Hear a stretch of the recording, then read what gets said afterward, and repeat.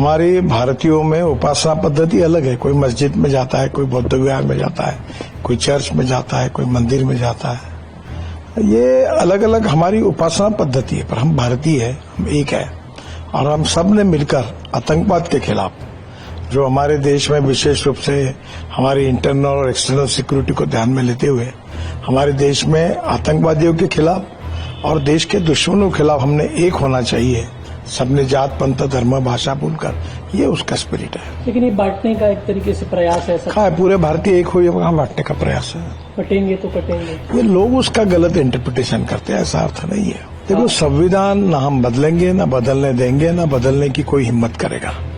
रहे बाकी जो 3 चैप्टर है, उसमें सबसे ज्यादा संविधान तोड़ने का काम अगर किसी ने किया तो कांग्रेस पार्टी ने किया। क्या तस्वीर महाराष्ट्र में बनती नजर आ रही है?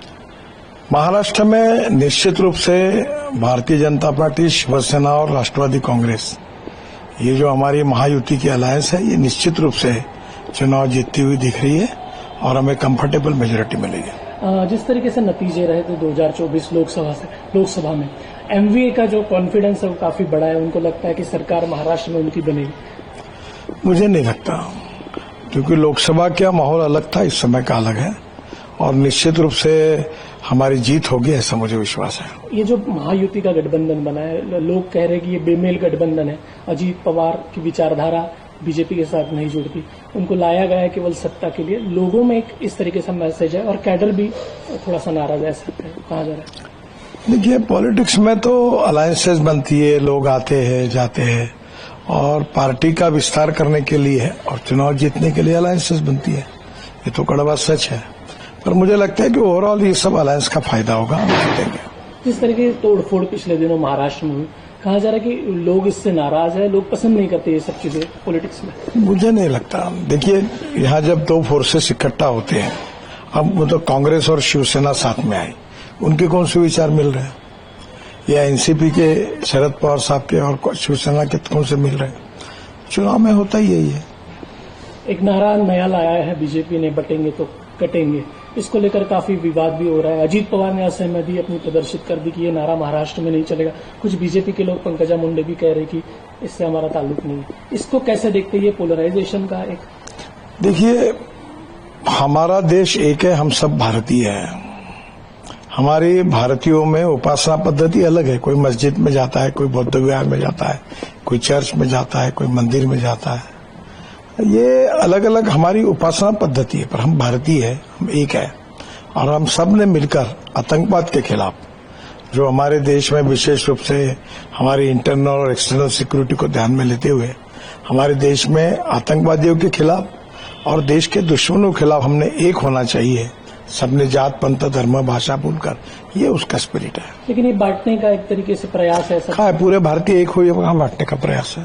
कटेंगे तो कटेंगे, ये लोग उसका गलत इंटरप्रिटेशन करते हैं, ऐसा अर्थ नहीं है। राहुल गांधी लगातार अपनी रैलियों में कह रहे हैं कि 50% आरक्षण की जो सीमा है उसे हम तोड़ेंगे और जातिगत सर्वेक्षण करके। ये वो तोड़ ही नहीं सकते, क्योंकि उसमें सुप्रीम कोर्ट का निर्णय है और सुप्रीम कोर्ट का जो निर्णय है वो उसको तोड़ नहीं पाएंगे वो। लेकिन वो हर सभा में कह रहे हैं कि जातिगत आरक्षण का जातीय सर्वेक्षण हम लोग करेंगे। और बीजेपी, देखो, उनको पूरा विश्वास है कि वो सत्ता पे आने वाले नहीं है, इसलिए कुछ भी बोलेंगे तो फर्क नहीं पड़ता। बीजेपी के लिए मुश्किल नहीं है मुद्दा? नहीं। संविधान का मुद्दा भी पिछले चुनाव में काफी था। देखो, संविधान ना हम बदलेंगे, ना बदलने देंगे, ना बदलने की कोई हिम्मत करेगा। केशवानंद भारती केस में ये ऑलरेडी आ गया है कि साइलेंट फीचर जो होते कॉन्स्टिट्यूशन के मूलभूत तत्व, वो बदल नहीं सकते। मूलभूत तत्व है freedom of speech, fundamental right, समाजवाद, धर्मनिरपेक्षता, लोकतंत्र। ये कभी कोई बदल ही नहीं सकता।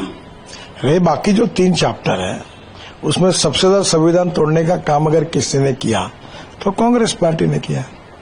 कांग्रेस पार्टी ने इलाहाबाद हाईकोर्ट के निर्णय के बाद इंदिरा जी को बचाने के लिए बाबा साहब के संविधान की धज्जियां उड़ाई और 77 में जनता पार्टी ने आने के बाद फिर उस संविधान की जो गलतियां हुई थी उसको सुधारा।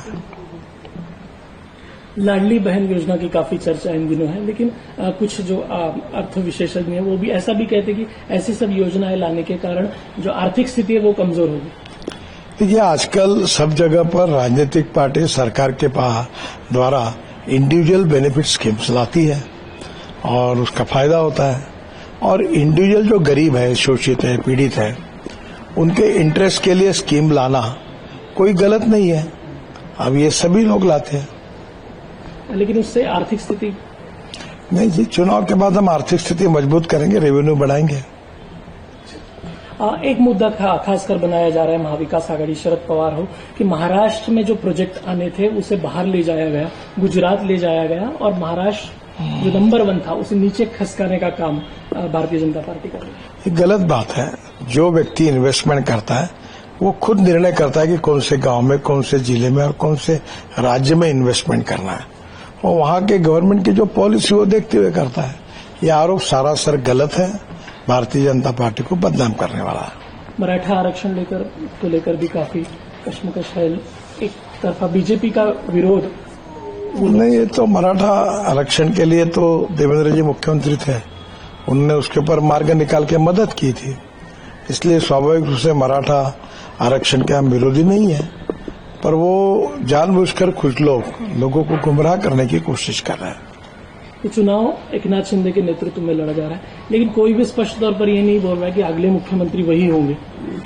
देखिए, ये चुनाव एकनाथ शिंदे, अजित पवार और देवेंद्र फडणवीस तीनों के नेतृत्व में लड़ रहे हैं।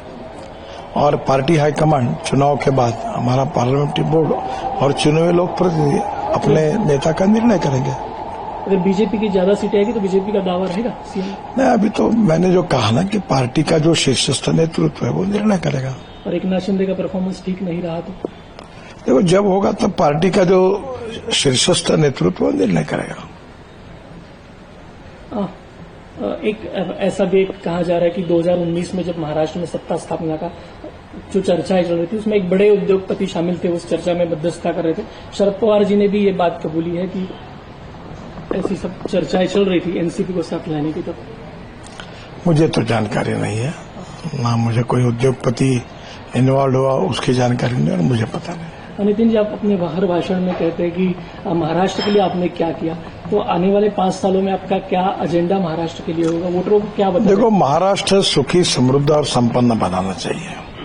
महाराष्ट्र में water, power, transport and communication, ये इंफ्रास्ट्रक्चर अगर अच्छा डेवलप हुआ तो खेती में और उद्योगों में प्रगति और विकास होगा और महाराष्ट्र अव्वल नंबर पर जाएगा। आज भी महाराष्ट्र सभी बातों में आगे है, आगे रहेगा और उसके लिए हम सब लोग मिलकर दिल्ली में महाराष्ट्र के विकास के लिए प्रयास करेंगे। आखिरी सवाल, क्या आप सोचते हैं महाराष्ट्र में कितनी सीटें बीजेपी जीतेगी या महायुति जीतेगी? मुझे लगता है कंफर्टेबल मेजोरिटी हमारे महायुति को मिलेगी और हमारा ही मुख्यमंत्री होगा।